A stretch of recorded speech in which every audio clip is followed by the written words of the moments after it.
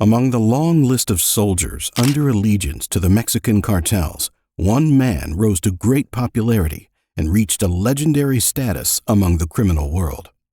José Rodrigo Archiga Gamboa, widely known as El Chino Antrax, led Los Anthrax, the fearsome clique of the Sinaloa cartel. He ruled the streets and fascinated the world as a social media superstar. Stay tuned as we explore the mystic life and the tragic death of El Chino Antrax. Born on June 15, 1980, in Culiacán, Sinaloa, El Chino began his journey in the dark world of the Sinaloa cartel when he was young.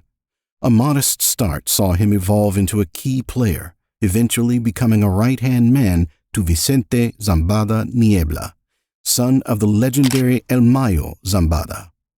The cartel, once a united front, fractured and tensions escalated, resulting in a violent conflict that spiraled into targeted assassinations and escalating violence. Out of this chaos arose Los Anthrax, a ruthless group of sicarios within the Sinaloa cartel, formed by El Mayo to safeguard his kin from rival cartels like the Beltrán Leyvas and the brutal Los Zetas. El Chino led this deadly clique, acting as both protector and enforcer. Notorious for their contract killings, they became a symbol of fear, leaving bloodshed with every step.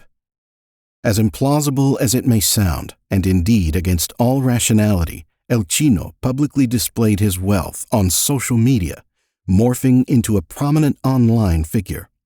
Accumulating vast fortunes from cartel dealings, he amassed a fortune worth millions of dollars. Predictably, these considerable sums were spent on expensive cars, chartered luxury yachts, flashy jewelry, and lavish residences. Arising from his online persona, Ari Chica also found himself immortalized in narco corrido ballads, where he was portrayed as a sophisticated and physically adept man who took pleasure in his fleet of sports cars, cruises aboard yachts with beautiful women. Such lavishness was consistently shared on his social media platforms and made accessible to a global audience. It is worth mentioning he appeared in the company of well-known celebrities, an example of his photograph with Paris Hilton, an American celebrity and well-known socialite. Despite his efforts to hide his identity, global agencies commenced a meticulous tracking of his narrative. Ultimately, his unplanned exposure rested upon a single detail: his distinctive diamond skull ring, evident in every photo, shining on his finger. This oversight would prove to be his demise. Towards the end of 2013, after executing the assassination of the Tijuana cartel's leader El Chino in a curiously bold move, embarked on a trip to the Netherlands, his arrest transpired immediately upon his arrival, facilitated by Dutch authorities acting on a prior tip-off from U.S. counterparts. This pre-warning was premised on the identity of a 30-year-old Mexican national, concurrently a drug kingpin, scheduled to land in the Netherlands. Despite his attempts at disguise, a new facial appearance forged through surgery, coupled with a fake identity derived from a deceased person, he retained one unmistakable feature: his Los Anthrax skull ring. This key factor led to his eventual identification and unavoidable arrest. To save himself, he turned informant, revealing the inner workings of the cartel and exposing its secrets. This unexpected twist led to the fall of others within the cartel's ranks, marking the end of an era.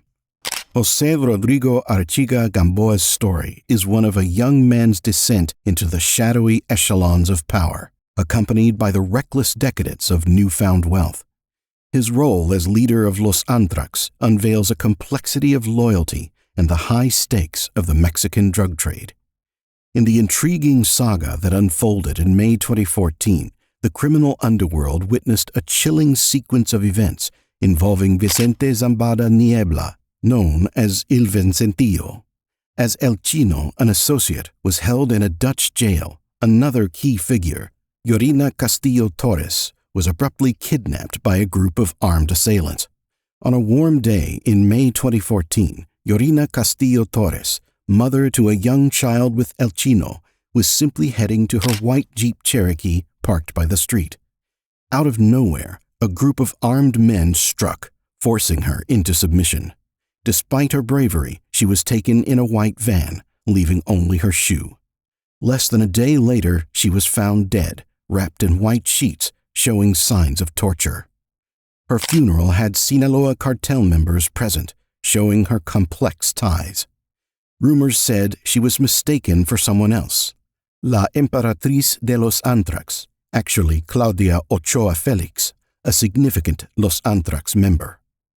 El Chino had pleaded guilty to drug-related charges, spurring cooperation with Mexican and U.S. law enforcement.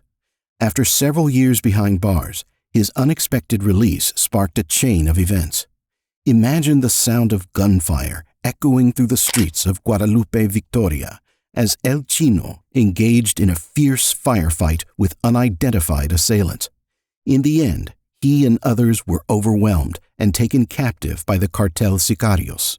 The following day, a grim discovery unfolded in Ayune, Sinaloa, revealing the lifeless bodies of El Chino, his sister Ada Jimena Arechiga, and brother-in-law Juan Garcia.